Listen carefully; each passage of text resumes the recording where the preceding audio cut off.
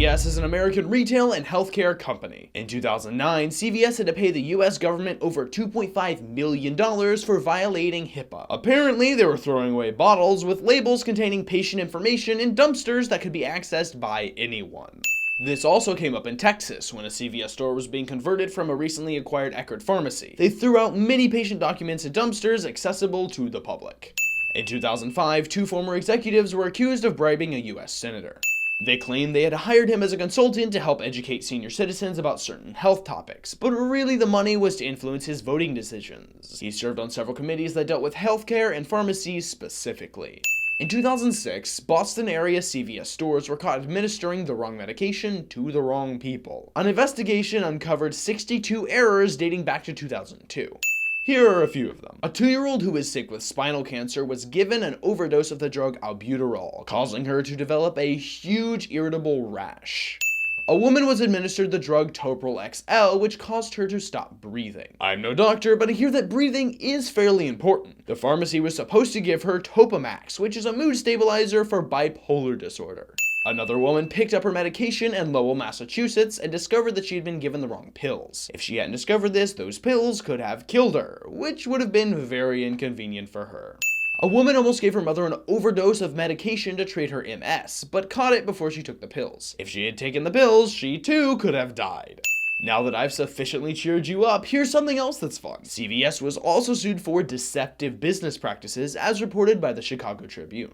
They told their physicians that patients on health plans could save money if patients were switched to certain brand name prescription drugs. In reality, didn't really save the patients anything, but it did increase CVS's profits. 2010 was a great year for meth.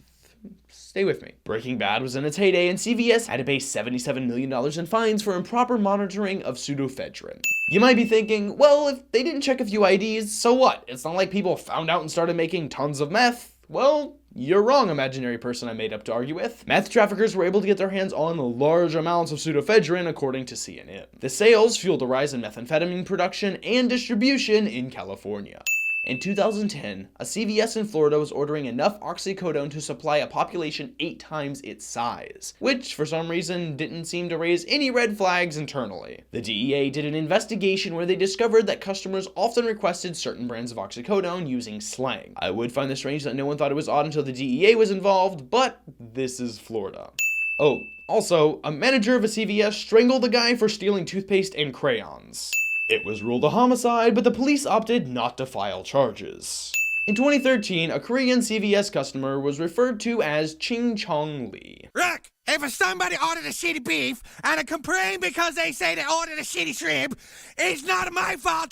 CVS also started a rewards program, which is not a sin. What is a sin is the fact that they asked the customers who signed up to sign a HIPAA waiver. By doing that, it made it possible that the customer's health information could be disclosed. Walgreens and Rite Aid also have rewards programs that don't require this waiver.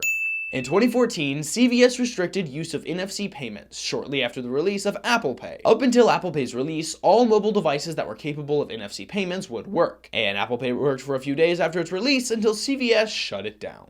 They did this because they were part of the Merchant Customer Exchange, a company formed to develop a merchant-owned payment system that could bypass credit card fees. This system would require customers give MCX their banking information in order to use their payment app Currency, which uses a now outdated QR scanning system in order to accept payments.